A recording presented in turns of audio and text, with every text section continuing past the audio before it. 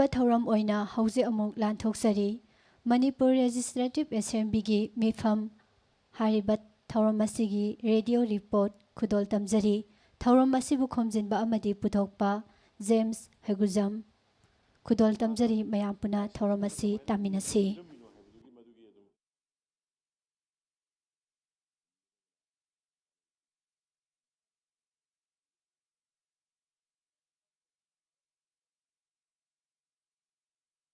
ꯂꯝꯂꯥꯏ police ꯁ꯭ꯇꯦꯁꯟꯒꯤ ꯃꯅꯨꯡ ꯆꯟꯕ ꯆꯂꯧ ꯑꯃꯗꯤ ꯄꯨꯡꯗꯣꯡꯕꯝ ꯎꯌꯨꯝꯈꯣꯡꯗ ꯂꯣꯛ ꯁꯚꯥ ꯃꯤꯈꯜꯒ ꯃꯔꯤ ꯂꯩꯅꯅ ꯂꯥꯏꯁꯦꯟꯁ ꯈꯟ ꯄꯥꯏꯔꯒ ꯀꯤꯍꯟ ꯈꯪꯍꯟꯕꯒꯤ ꯃꯇꯥꯡꯗ FIR number 25 close 4 2019 LLIPS dated 21st April 2019 ꯒꯤ ꯃꯈꯥꯗ ꯃꯤ ꯑꯃꯗꯤ ꯈꯨꯠꯂꯥꯏ ꯐꯥꯈꯤ ꯍꯥꯏꯕꯁꯤ ꯆꯨꯝꯕ꯭ꯔꯥ ꯈ ꯆꯨꯝꯂꯕꯗꯤ ꯑꯦꯀ꯭ꯌꯨꯁꯤꯡ ꯑꯗꯨ ꯀꯅꯥ ꯀꯅꯥꯅꯣ ꯒ ꯂꯥꯏꯁꯦꯟꯁ ꯒꯟꯗꯨꯒꯤ ꯃꯄꯨꯅ ꯀꯅꯥꯅꯣ ꯑꯃꯁꯨꯡ ꯘ ꯆꯥꯔꯖ ꯁꯤꯠ ꯇꯧꯈ꯭ꯔꯕ꯭ꯔꯥ ꯈꯨꯝꯕꯤꯒꯗꯕꯅ Honorable Chief Minister. Good morning, sir. Start question number 305. Ko. Answer the summi. Kha. Accusing adudi Khangembam Johnny.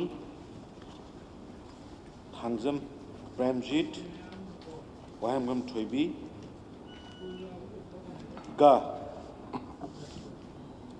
Asoibam Deben Singh.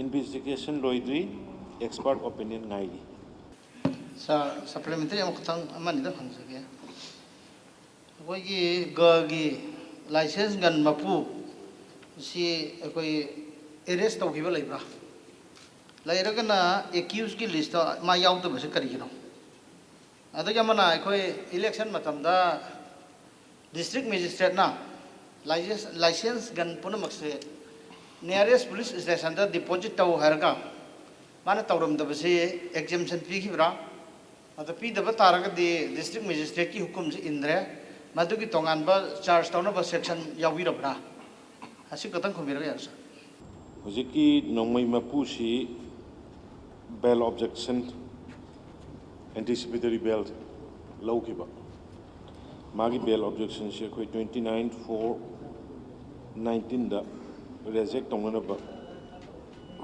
tawi soibam Deben Singh adubu mai 10/6/19 da honorable session corner bail pi ki ba adu magi license firearm kari kari duma je khoi forensic da thari adu ga loina na magi license je khoi cancel tawre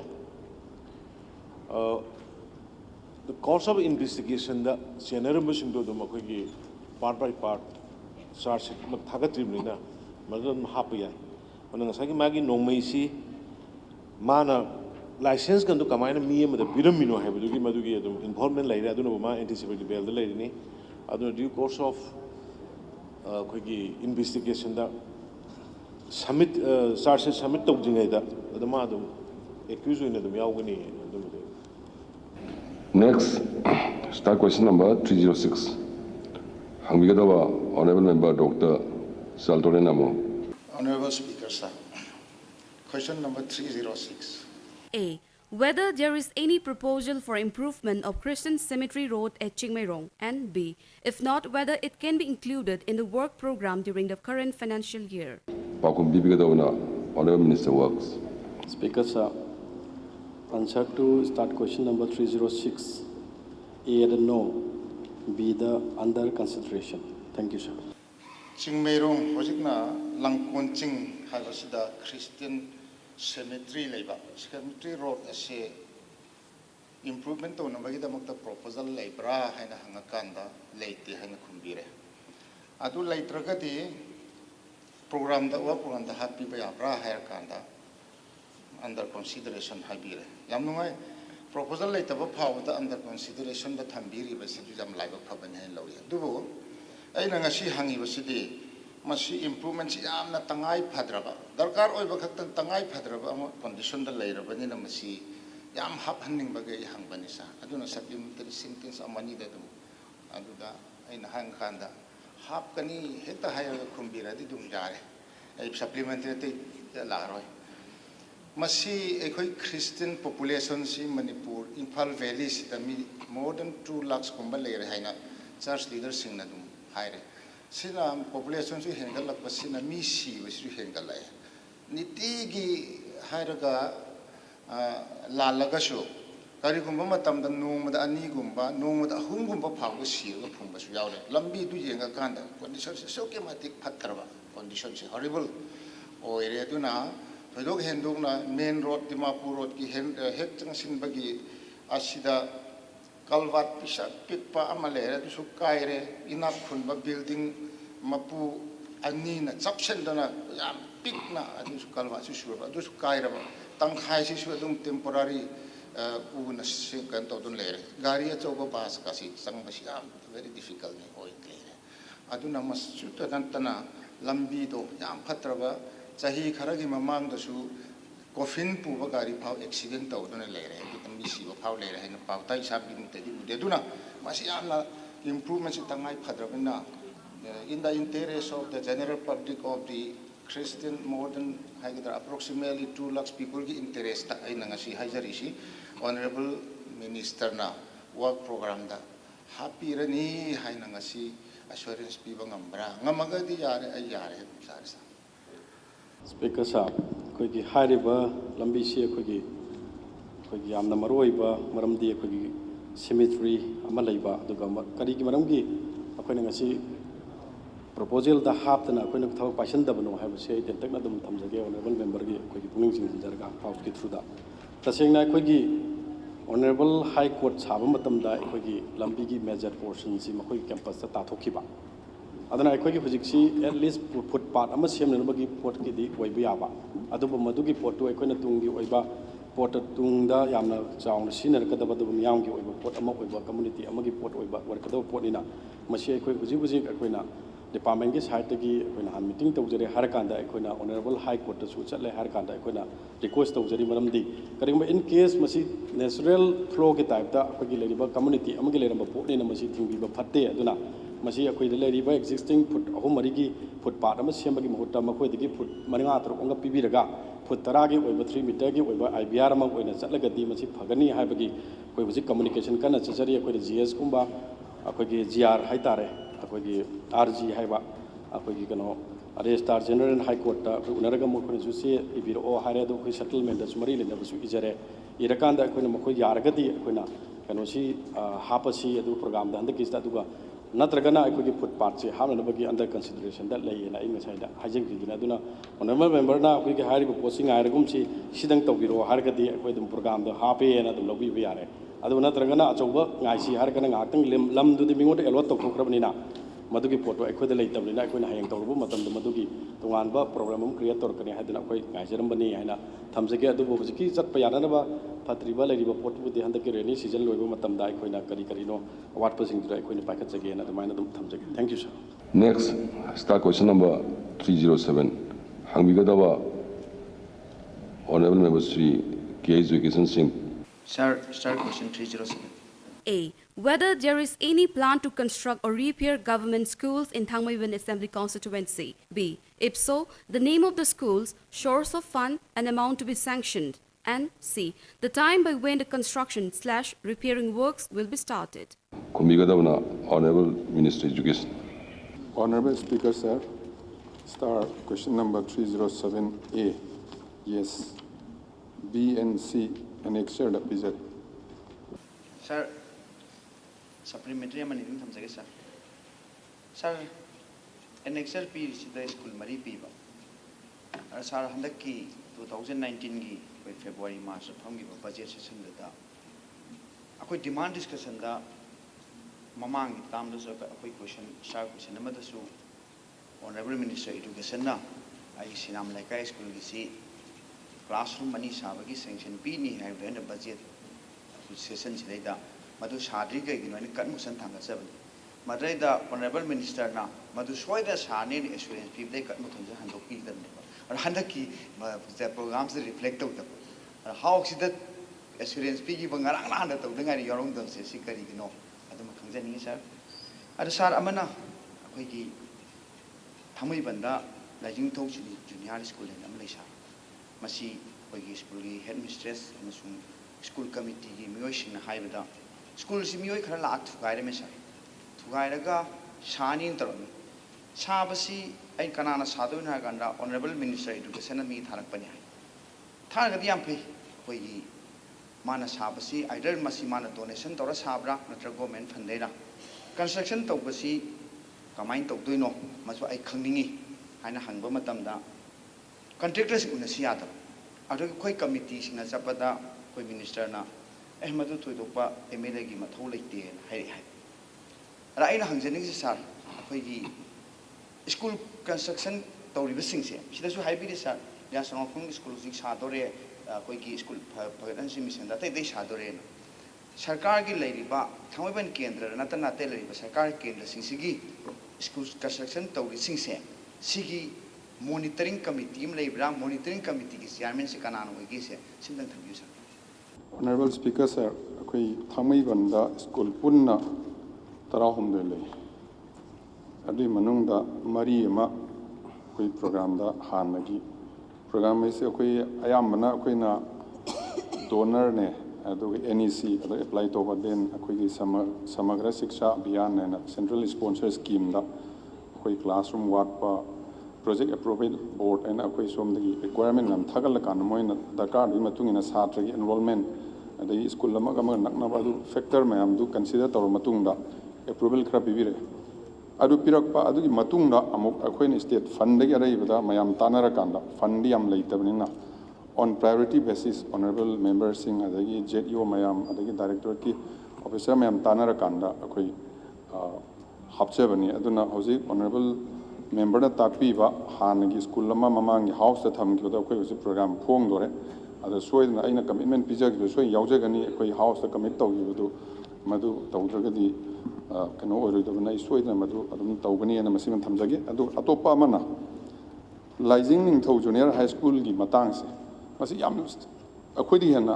ahal loiraba school lai da one of the oldest school in Thangweibal area aduga sigi school si chatra su yam leiba TV da adagi pau da khabar da phok padagi ai isamak chatlaga akhoi director pur staff pur chalbre sabda school ki ka anihum ning khai bi mong ta anytime kindharaga nan ma yawi fiam da leiramba leiramde akhoi JDO koraga masi ki sago yam thun sadaba yade ari bhai school soi chatra su yam yame adana ani thugai biro aina thugai hal matum mai committee na dum thok sabani thugaira matungda akoina commitment ama director masa ai yaur sakibana fund su leitri adu anyhow akoina sabang ama thika daram noi saro adu hayeng kona fund wa need base fan leitre haire akoi ki program supply order ngaira le fan leitre ngang strike tawre adu fan leitabdu immediate relief oina akoina alternative arrangement oina angam khara piruba adu main tawdana ngasai ka adu khudak da ka le haibadi akoi Sidoga, Sanaba in Tower, and Angang Taro, and Adida,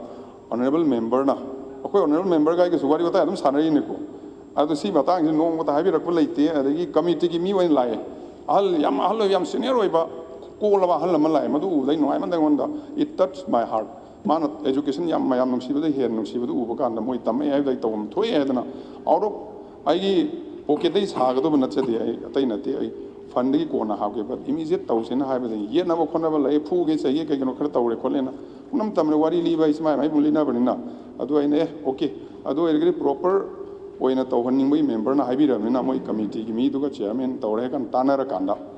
A quick for the Sahara say, Fanda Hapaga hire quick lip kibane with good intention. Kamasani Sabagi, Tuna Tawaya and I went Taro when a top of Hatawakal Kanma Korpa Karim Lezade, Aduga. Aduna honorable member in Hajiri Karigumba, Ako in the local area development fund as a crorani, people they am member I am in school at Hadanari. I don't yam tuna. Taka labor, my arms demand later to the I know I remember putting the appeal to the education, see important sector and Kitan Toro to Viragadi. I my palms on Nina Kanji Aduga. Zika Hide is the Muktanaraga. Honorable member Gatana signable lives and they clarify to Tokshagia. A top on monitoring is a way to Antoanba.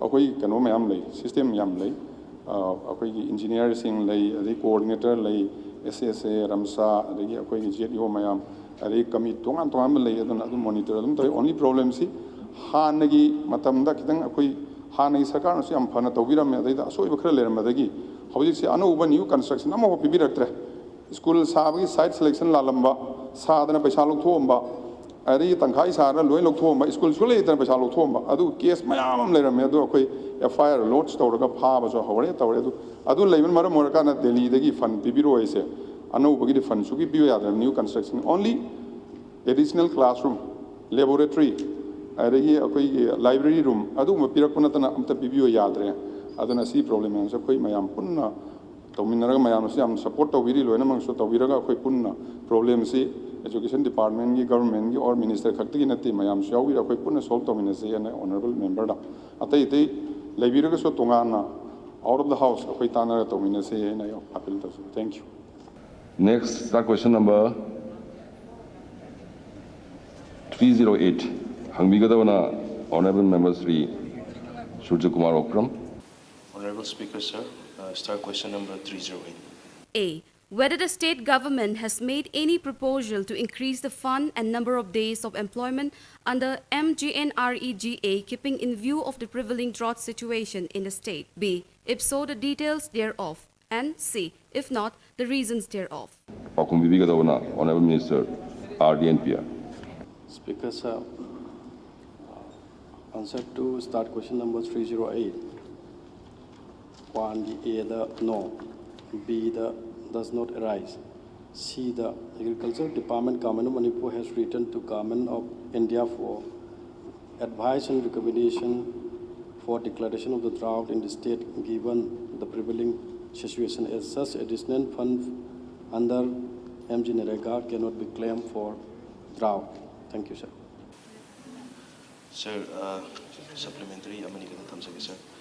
I would like to draw the attention of our Leader of the House. Sir,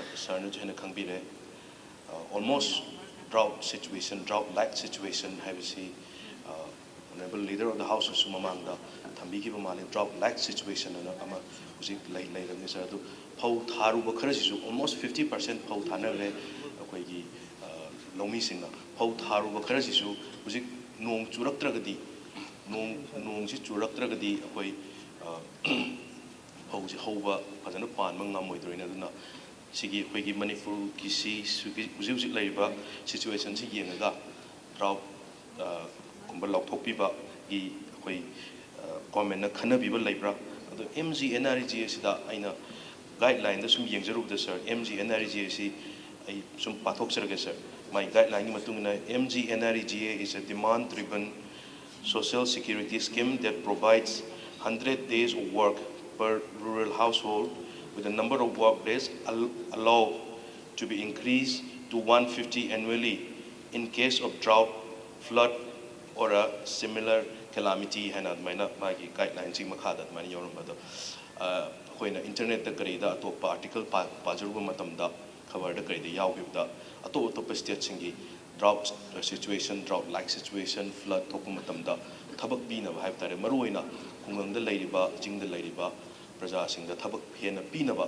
Hui, Social Security, Hui, Skim Sing Stap, Hui, Kananaba, Masida, Sinba, Laiki, Hena, Sir Madrid, Tianazam, Madadaina ministers, Honorable Minister, Jukana Honabinumani, Masida, Hui, Central Government, Taxalaga, almost a drought Tokuga Manare, and then a matam. Koiki kain wajikra henka piba yagadra haina masi kumba laikadra haina request tawjabni aduga sir amana department da hangbadasu honorable minister na kanna honori hai akoi almost hujiki lairiba working days kya amuk subirabno aduga 30 days amagisu liability da suba yarani kolani haina khara adugumsu tajajab leijai adu hujiki kayamukuma yaragani aduga handaki chahi jigi targeted working days kayamukuma oigedage have no sir thank you.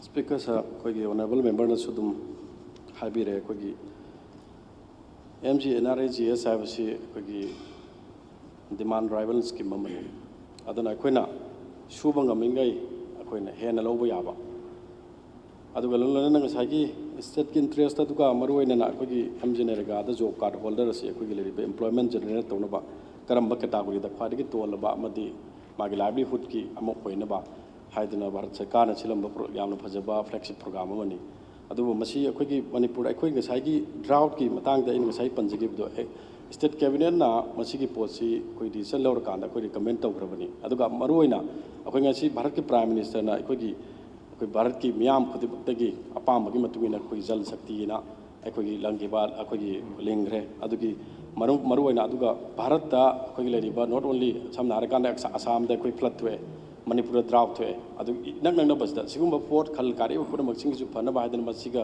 Related ꯑꯣꯏꯕ scheme ꯃꯌꯥꯝ ꯑꯃ ꯑꯩꯈꯣꯏꯒꯤ ꯂꯩꯔꯤꯕ ꯄꯥꯔꯇꯤꯀꯨꯂꯔꯂꯤ ꯑꯩꯈꯣꯏ ꯗ꯭ꯔꯥꯎꯠꯁꯤꯒꯤ ꯅꯠꯇꯅ ꯑꯩꯈꯣꯏ ꯃꯇꯨꯡꯗ ꯊꯣꯛꯂꯛꯄ ꯌꯥꯕ ꯄꯣꯠꯁꯤꯡꯁꯦ ꯄ꯭रिꯚꯦꯟꯇꯤꯞ ꯃꯦꯖꯔ ꯑꯃ ꯑꯣꯏꯅ ꯄꯥꯏꯈꯠꯂꯅꯤ ꯍꯥꯏꯗꯅ ꯑꯩꯈꯣꯏ ꯖꯜ ꯁꯛꯇꯤ ꯑꯃꯒꯤ ꯂꯤꯡꯈ꯭ꯔꯦ ꯑꯗꯨꯒ ꯁꯤꯒꯤ ꯃꯔꯤ ꯂꯩꯅꯅ ꯑꯩꯈꯣꯏꯒꯤ ꯂꯩꯔꯤꯕ ꯋꯥꯇꯔ ꯀꯟꯖꯥꯔꯕꯦꯁꯟꯒꯤ ꯂꯩꯔꯤꯕ ꯄꯣꯠꯁꯤꯡꯁꯦ ꯑꯩꯈꯣꯏ ꯂꯩꯔꯤꯕ ꯍꯥꯟꯅꯒꯤ ꯑꯣꯜ ꯁ꯭ꯇ꯭ꯔꯛꯆꯔ ꯁꯤꯖꯤꯟꯅꯔꯝꯕꯁꯤꯡ ꯑꯩꯈꯣꯏꯒꯤ ꯃꯦꯊꯣꯗꯁꯤꯡ ꯁꯤꯖꯤꯟꯅꯔꯒꯅ ꯍꯦꯟꯅ ꯋꯥꯇꯔ ꯀꯟꯖꯥꯔꯕ ꯇꯧꯅꯕ ꯑꯗꯨꯒ ꯇꯣꯉꯥꯟ ꯇꯣꯉꯥꯟꯕ ꯃꯈꯜ ꯃꯈꯥꯒꯤ ꯍꯥꯏꯇꯥꯔꯦ ꯁꯥꯡꯅ ꯍꯥꯏꯖꯗ꯭ꯔꯒꯁꯨ ꯃꯁꯤ ꯇꯧꯅꯕ ꯍꯥꯏꯗꯅ ꯑꯩꯈꯣꯏꯒꯤ ꯍꯥꯟꯅ ꯂꯦꯕꯔ ꯕꯖꯦꯠ ꯁꯝꯅ ꯍꯥꯏꯔꯀꯥꯟꯗ MG ꯅꯔꯦꯒꯥꯒꯤ ꯄꯥꯏꯈꯠꯂꯤꯕ ꯄꯣꯠꯁꯤ ꯑꯩꯈꯣꯏ ꯆꯍꯤꯒꯤ ꯑꯣꯏꯅ ꯂꯦꯕꯔ ꯕꯖꯦꯠ ꯑꯅ ꯐꯣꯡꯕꯅꯤ ꯂꯦꯕꯔ ꯕꯖꯦꯠꯁꯤꯗ ꯑꯩꯈꯣꯏ ꯑꯣꯜꯃꯣꯁ ꯐꯣꯔ ꯗ ꯂꯥꯁ ꯁꯣ ꯃꯦꯅꯤ ꯌꯔꯁ ꯑꯩꯈꯣꯏ ꯑꯗꯨꯝ ꯑꯩꯈꯣꯏꯒꯤ ꯗꯤꯃꯥꯟꯗꯤ ꯑꯩꯈꯣꯏꯒꯤꯗꯤ 100% ꯄꯤꯌꯨ ꯍꯥꯏꯗꯅ ꯑꯩꯈꯣꯏꯒꯤ ꯂꯩꯔꯤꯕ ꯑꯩꯈꯣꯏꯒꯤ ꯀꯩꯅꯣꯁꯦ ꯃꯦꯟꯗꯦꯠꯁꯤ 100 ꯁꯨꯍꯟꯕꯤꯌꯨ ꯍꯥꯏꯕꯁꯤ ꯉꯥꯛꯇ ꯗꯤꯃꯥꯟ ꯇꯧꯔ ꯂꯥꯛꯄꯅꯤ ꯑꯗꯨꯕꯨ ꯑꯩꯈꯣꯏꯒꯤ as per the performance of the every state ꯈꯨꯗꯤꯡꯃꯛꯀꯤ ꯃꯇꯨꯡ ꯏꯟꯅ ꯃꯈꯣꯏꯅ ꯗꯤꯁꯥꯏꯗ ꯇꯧꯔꯒ ꯍꯟꯗꯛꯁꯨ ꯑꯩꯈꯣꯏ ꯌꯥꯝ ꯀꯟꯅ ꯑꯥꯔꯒꯨꯃꯦꯟ ꯇꯧꯅꯔꯀꯥꯟꯗ ꯑꯩꯈꯣꯏ ꯇꯥꯔꯔꯣꯏ ꯍꯥꯏꯗꯅ 160 lakhs% ꯄꯤꯔꯛꯈꯤꯕꯅꯤ Eid equivalent to 29.95 mandates-ꯅꯤ aduna hujik akogi yam nungai ba amana akoi ngasagi aina hajagi ba pot sing je akogi hana labor budget te yahodraga su akoi water conservation gi mari leina ba pot khudimak si samna u char thaba gumba kari gumba su amal mari leini adagi pukhi semba gi ama tawgi punamak sing je labor budget te yahodraga di pakat ba yadabani na masu approval pi ge adun masi tongana tharo haidana akoina tongana compilation tawraga lei aduna labor budget te di akoi yaudabani na madu akoi hujik akoina pakat ba yadabani na leibani aduga adubu akoina NRGS ki si thabuk sing che akoina pakat ta badina te madu mari leina ba posi prioritize tawra kana madu pakhalaba matungda akoi atei si akoi mandate si suna ba haibadi akoi da pirakriba 2019-20 gi matungina pirakibji 160 lakhs% ni aduga machine equivalent orisna almost akoi 30 mandates ni masi akoi gi kamai tawdana akoi ni achievement ji hena phangadage haibasi akoi na ministry da su akoi meeting kya rakta akoi gi additional chief secretary da atopa official sing chatlaga na ina badagi liability create tawro as much as you create the liability akoi da moina payment pigani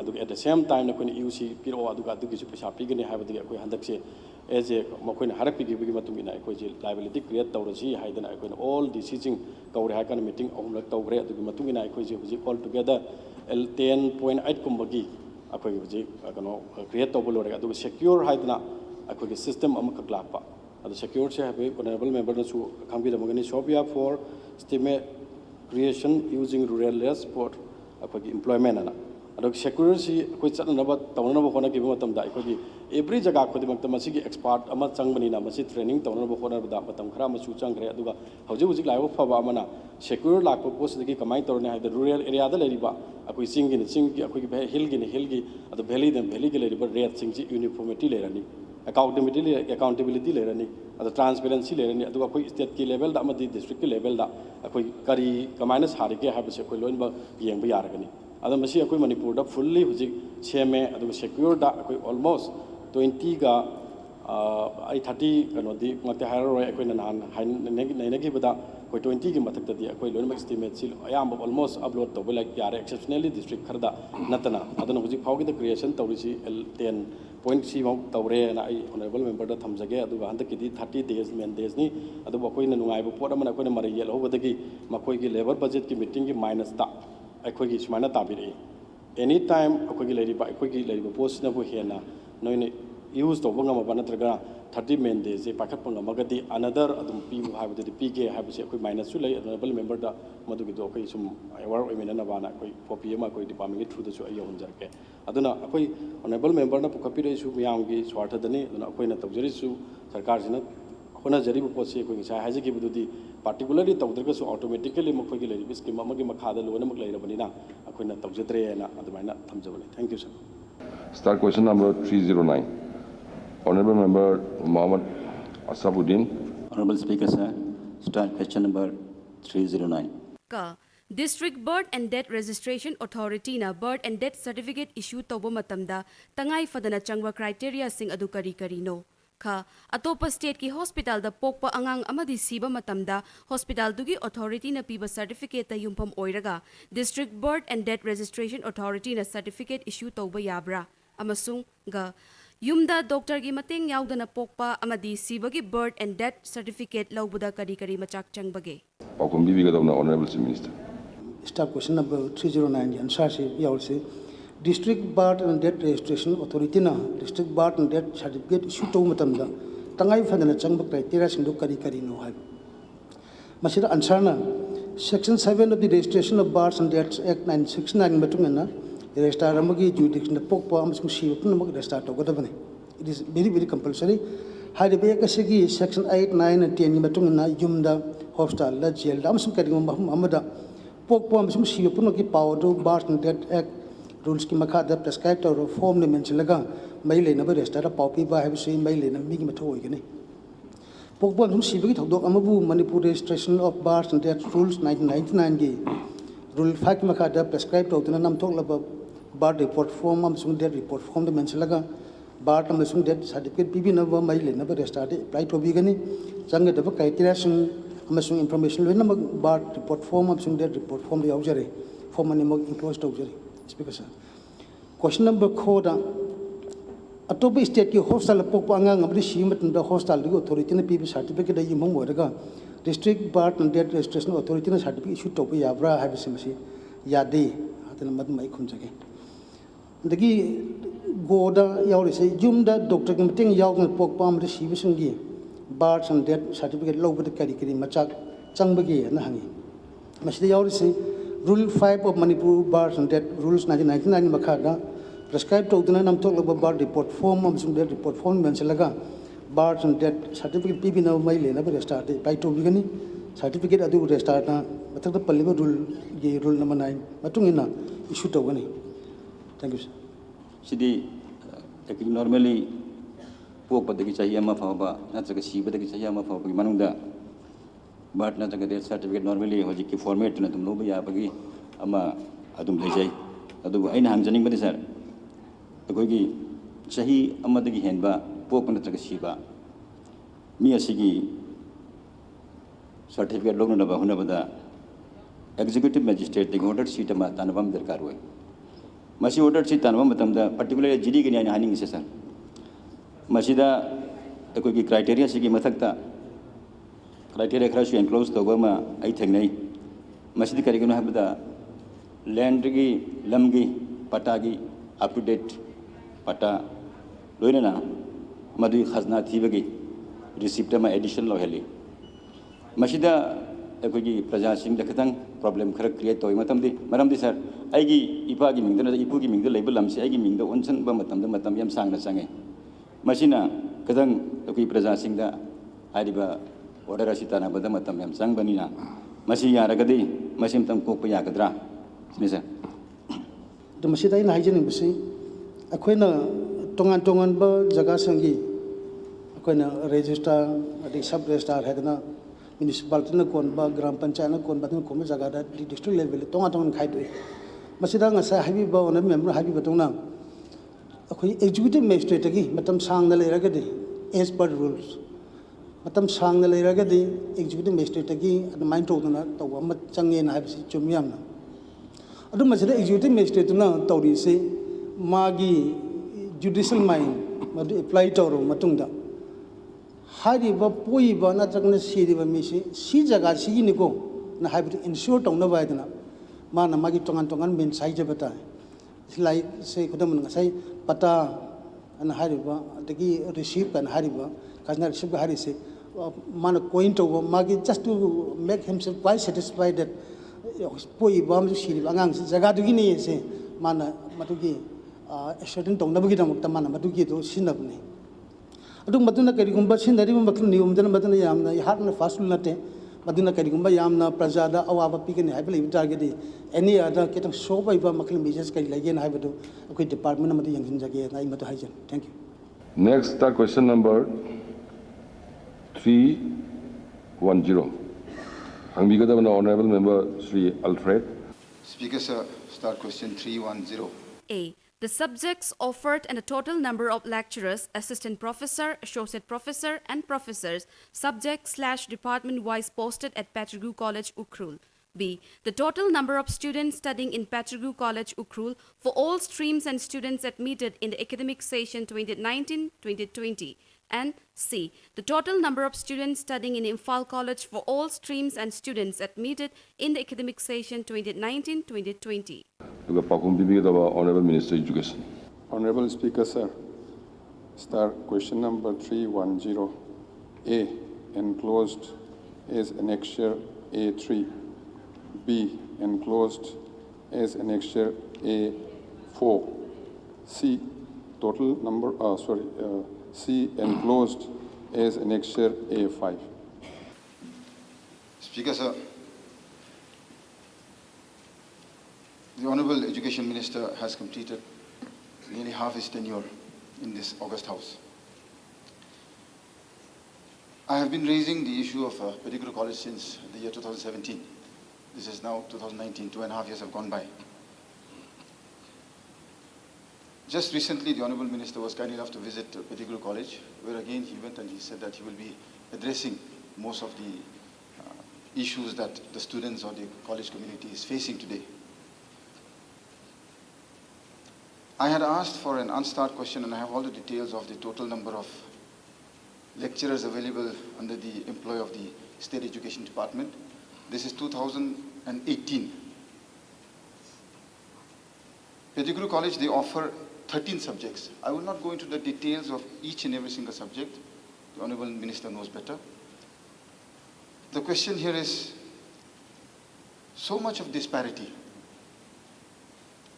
I had asked for Imphal College in the unstart question. I have the replies for that also. I had visited Churachandpur College on Friday. Beautifully manned. Infrastructure may be low. Student enrollment is about 4,000 plus. Teachers about 62. And one classroom of geography. It had more students than the entire students in Pedigru College. Just one classroom. It gives us so much pride to go and see that the government institutions are functioning so well. Today I wonder how we can actually formulate policies.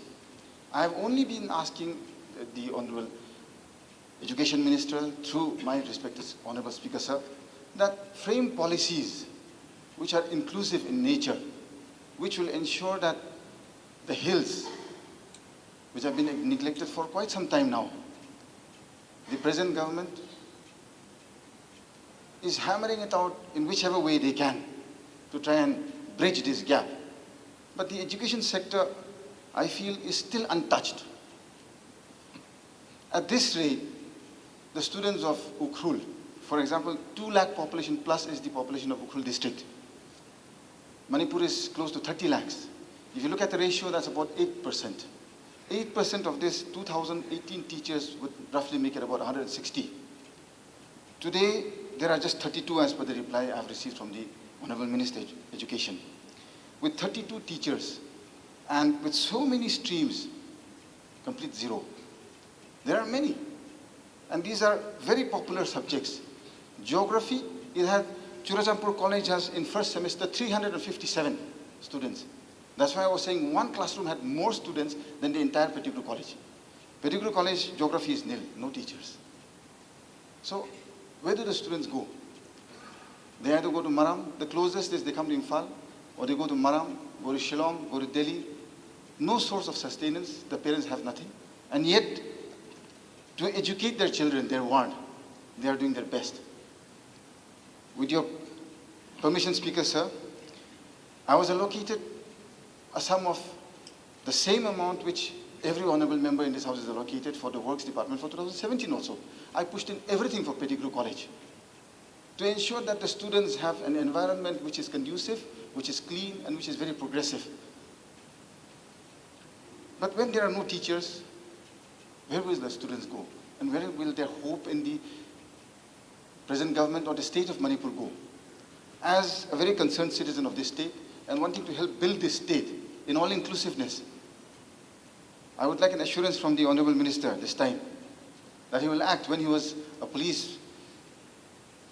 Indian Police Service officer, where he acted against criminals and kept our streets safe.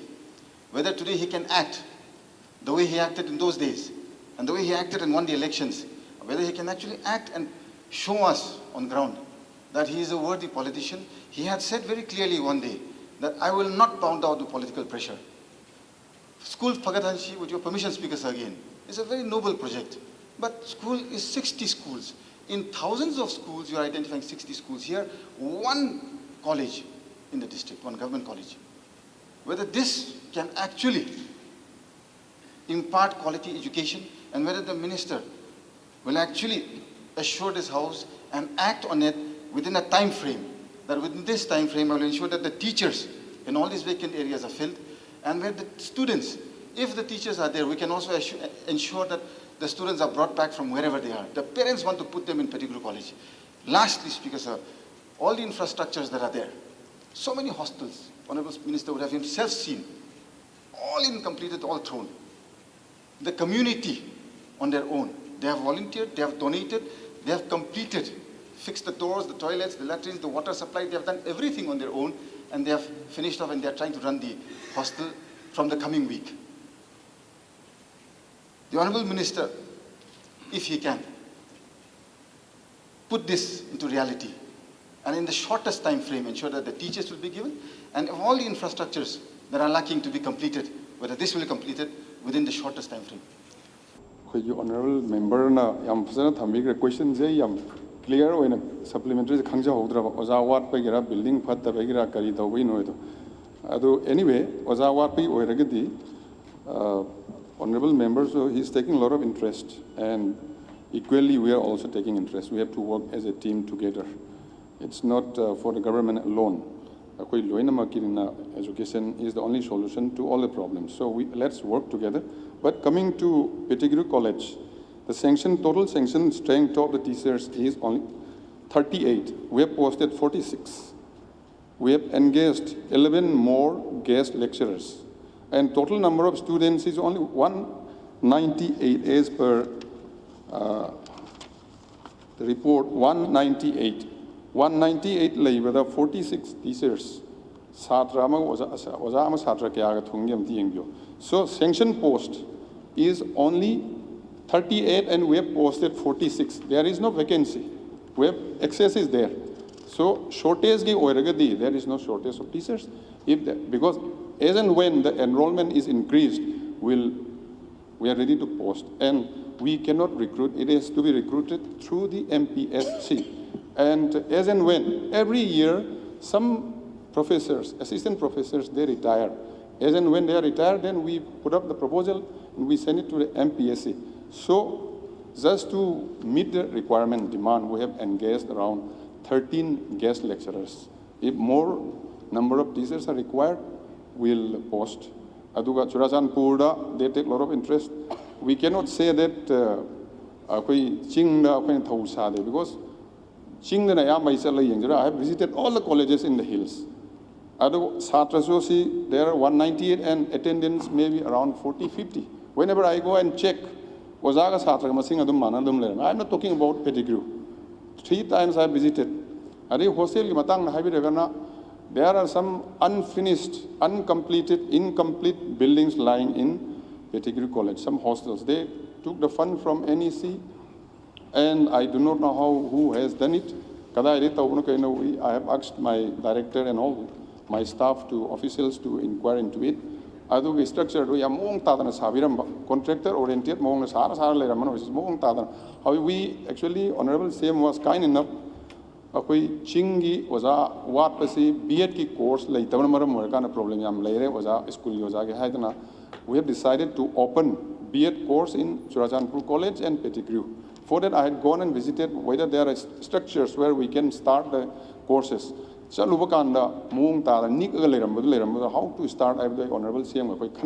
So our focus is more on hills, because hill the private school private college Tampak tadi yam they have access, but in the hills later hill cluster I used to consult all my colleagues from the hills, honorable member ma'am tanara then Satragi Sangstan Atsum and some of Tanara Kanakram in Tozigena. Last so many years, are the problem I am not blaming previous government. I am blaming the system. Mawung Sadam, low and order Patabur, maybe many factors are there. I don't know Maram seeing the neglect or say everybody accepts. It's a universal truth.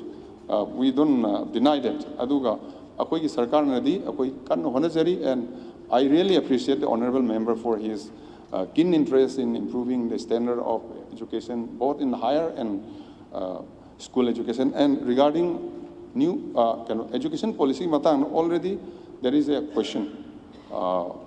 Question number 312. We'll discuss on that. I'll elaborate on that. Thank you. Next, question number 311.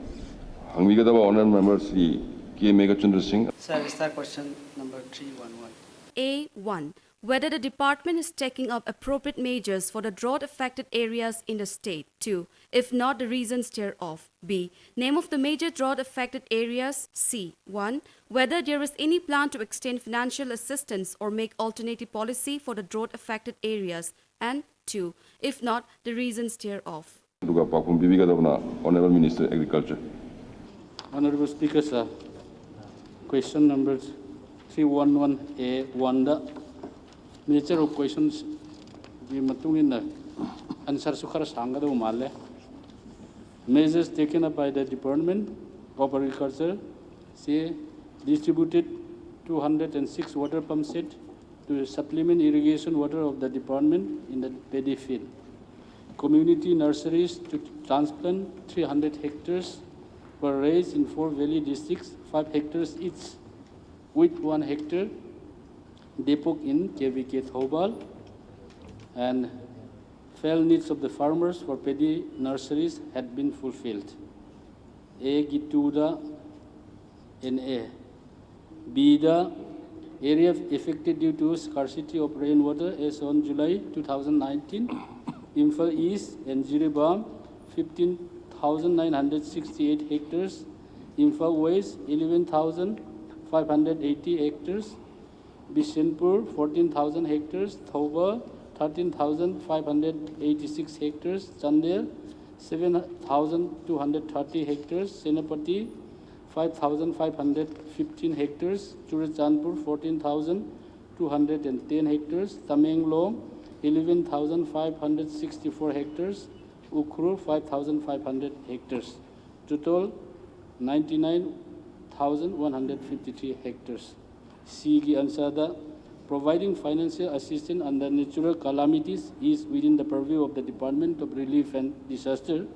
However, in the interest of the farmers, the department had prepared alternate crop plan for Kharif 2019 and compensatory crop plan for Rabi 2019-20, and the same has been forwarded to the State Planning Department for allocation of necessary required fund. Thank you, sir. Sir, Sarkarna department na drought affected area ki khara lakhat piri haibiri plus lakhat pi basi 300 hectares ki lahon gumba kai gumba khara tawiri hai aduga whereas affected area is around 1 lakh hectares, that is 99,153 hectares were affected. Adu asugam na sokpasi masi area kharagi 300 hectare ki nursery plants adigi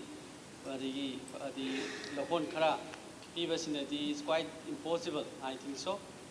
Aduga city sir yam sokre Imphal East ka city yam sokre 15,968 see akhoi prime concern is agriculture se adagi loina ai sigi hanba supplementary question da thamjani je sir 1 lakh hectares amuk soe aduga sarkar asina paisa su dum lai hai aduga kari damak drought affected oiraba asugam su soe haina department su hairaba aduga kari damakta masigi package sembidri bano whereas the primary occupation of our state is agriculture and is affected a lot. Around 1 lakh hectares were affected in the recent drought, and why it is silent by the government? Karigino silent the ladies. Pashadi lay hydra. Later Hagana koi kari dosigi alternative. What are the means that we have to take up? MLA Fundegi Pisra, Kari dosigi hybasi. Madam D, agriculture hybasi, the prime concern. Sideshida Pam Chani P high, Pram Chani Pire, Chani Gataru Pire high plus Adagi 300 hectares gi Lahon Karake Vike the same me high. But so easy, 1 lakhs and more. City area Sir, my question is that Sigi Shoi was he Kramina make Gani. Sukam the Sway have a city department of Tawida Sakarki policies, Karino, Kari Pekes, Tawidori,